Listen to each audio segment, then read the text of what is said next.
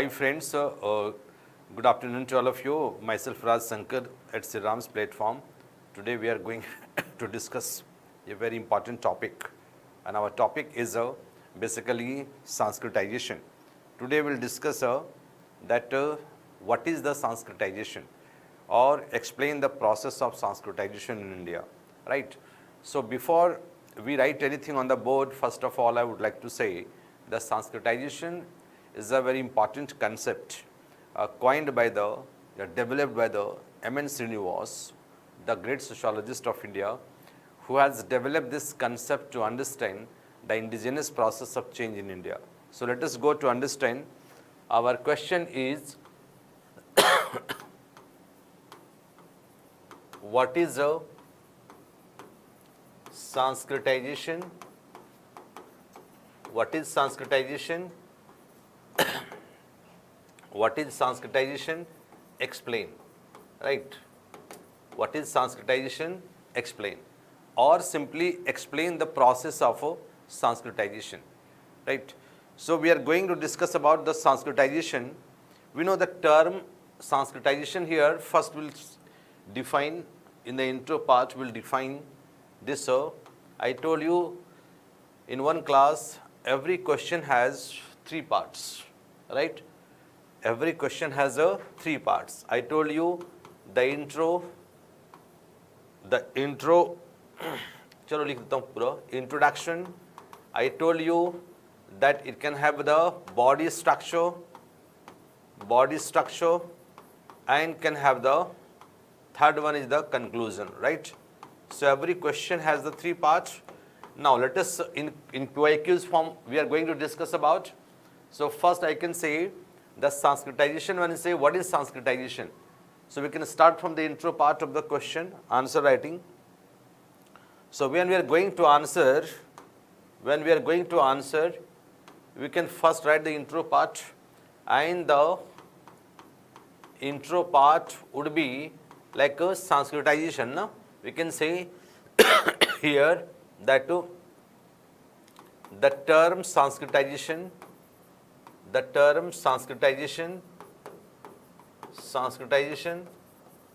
okay, the term Sanskritization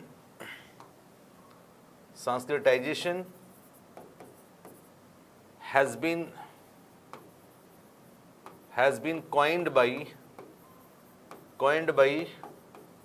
Professor M.N. Srinivas, or sociologist M.N. Srinivas, right? Coined by the term Professor M.N. Srinivas, basically in his work, right? In his work, Religion and Society, among Coorgs of South India, right? Religion Society among Coorgs of South India, 1952. एक हो गया, part हो गया, first one. We can say, right, that and it is defined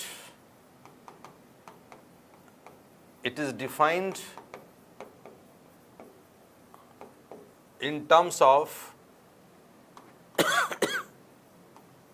a process of social mobility, right? Defined in terms of a process of social mobility by which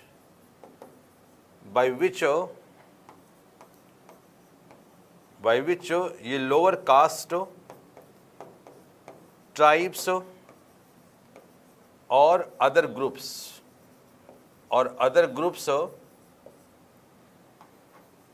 emulate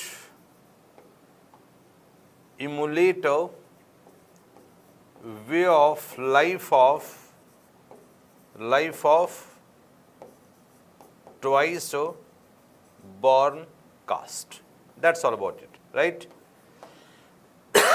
So you can mention here that the term The term Sanskritization has been coined by the Professor M.N. Srinivas in his work, The Religion and Society among the Coorgs of South India, right? First part. Second, we can briefly define about the Sanskritization, that Sanskritization is simply a process of social mobility by which a lower caste tribe, the lower caste tribe or other group emulate way of life of the twice born caste, no? Generally upper caste. This is the way. Now this is the part. Next part, in the body structure we can mention.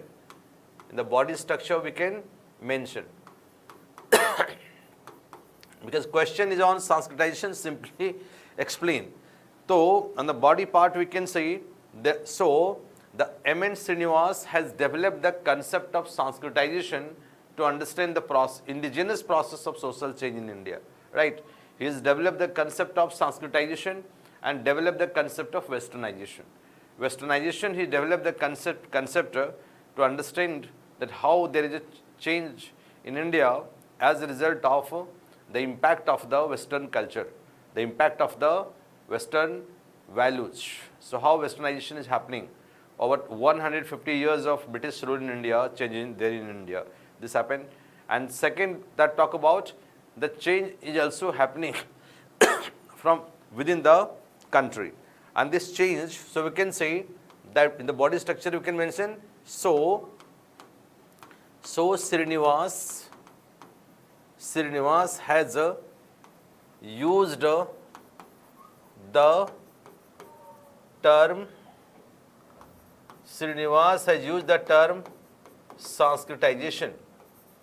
Srinivas has used the term Sanskritization to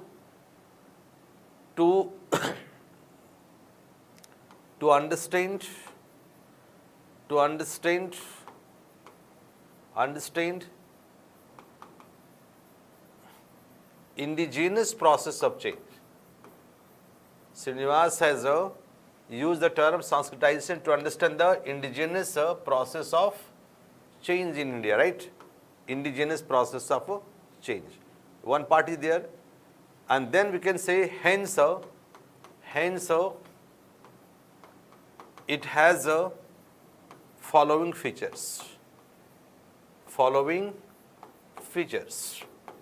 We can mention here some features. Hence it has the following features. Na? Then we can mention some features. So Sanskritization as a concept as developed by M.N. Srinivas to understand the process of change in India. Now it is characterized by some features. And the features that we explain, what we can say, first of all, it is a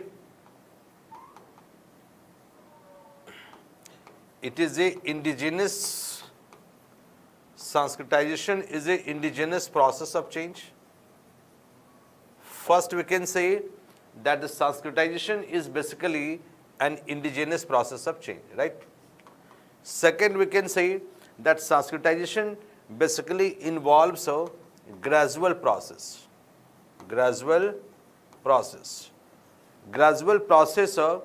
Like by those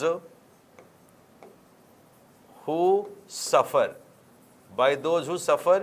Generally the poor people, tribals and other groups who are considered backward, so want to elevate the position of their life. Third, we can say, apart from that, that Sanskritization involves not the structural change. Sanskritization, M.N. Srinivas say, basically involves positional change of people. Positional change and not the structural change, right? So Sanskritization involves a process of change, but Sanskritization as a process of change involves a positional change, not the structural change. In the caste hierarchy, the structure won't change. So this talked about that it is basically the positional change. And fourth one, this involves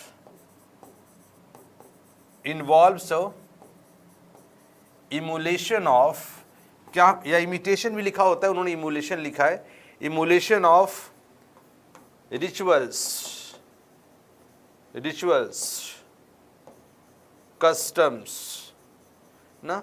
Ideology of dharma, karma, papa, punya, ideology, ideology and way of life. No?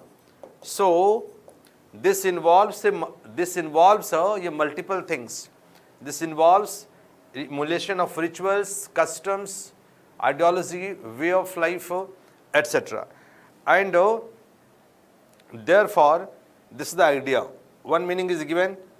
Then you can change a little bit that but Herald Gould, एक नाम है, but Herald Gould, because here we have not to mention the concept of only M.N. Srinivas. So we can mention other names also. So here Herald Gould says that Sanskritization is just not the process of change, just not the imitation of way of life of the upper caste by lower caste. In fact, Sanskritization is a process of revolt by the lower caste against their, against their socio-cultural backgrounds. Therefore, so it is the revolt for higher status, for equality, as Herald Gould basically tried to say. Now, then we can say, next paragraph we can say, therefore, Sanskritization has many impact. Therefore, Sanskritization has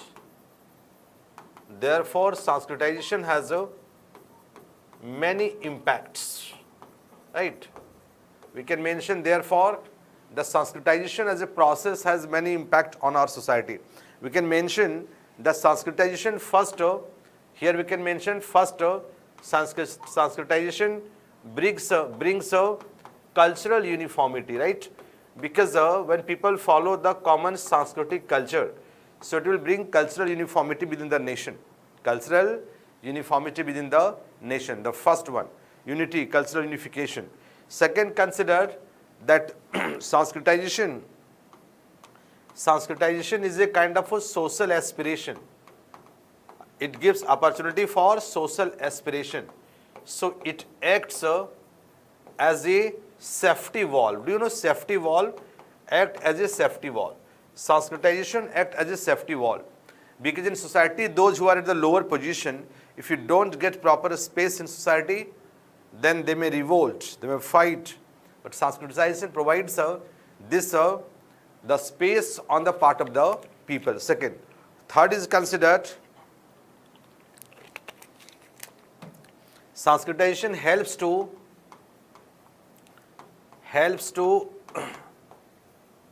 reforms habit.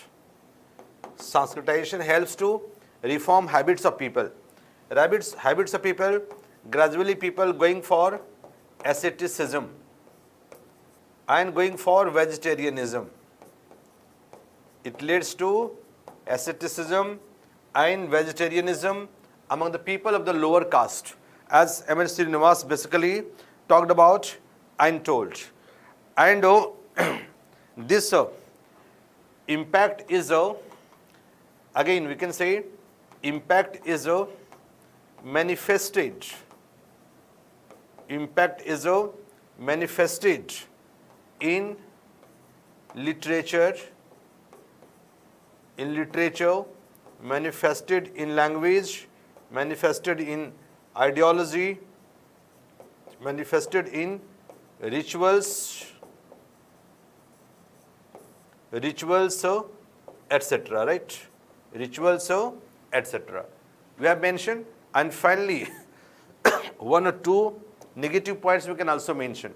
But we can say, but Sanskritization also involves, but Sanskritization, we can say, but, oh sorry, you can then mention, but Sanskritization,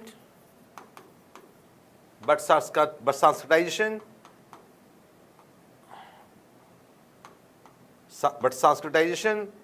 is a slow process,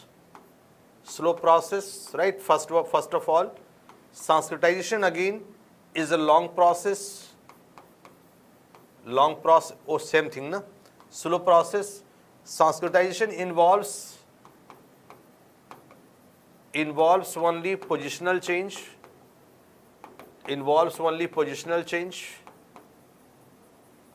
Sanskritization involves only positional change, right? And third one, what we say, the slow process, this involves positional change. And third one, that we can say that when we talk about the Sanskritization, this involves a neglect the lower class, या lower caste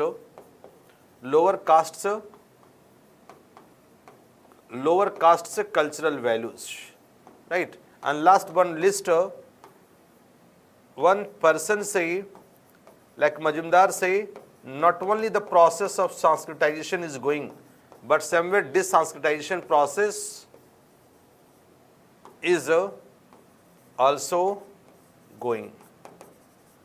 Na? Majumdar say, not only the process of Sanskritization is going in the country, but process of de-sanskritization. So Sanskritization as a process of change, Sanskritization as a concept, though earlier he used the Brahminization, but later on opposition, because a wider model of emulation, so now then refined and used the term Sanskritization.